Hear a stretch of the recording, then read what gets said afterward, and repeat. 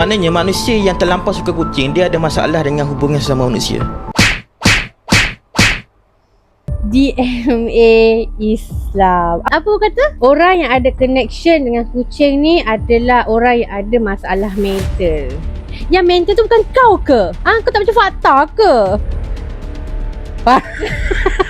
Kalau kau nak tahu, dalam fakta, kucing ni boleh mengurangkan serangan jantung dan strok sebanyak 1/3. Kau tahu tak? And kucing juga boleh bagi terapi dekat orang yang dalam kesedihan, kemurungan. Okay, dia boleh beri kasih sayang lebih daripada manusia bagi kasih sayang. Tahu tak? Kononnya apa? Orang yang social skill yang hebat macam kau ni tak mungkin akan connection dengan kucing. Dalam Islam pun kucing tu kan haiwan kesayangan Nabi. Kau tak baca fakta ke? Kau kata kau pandai.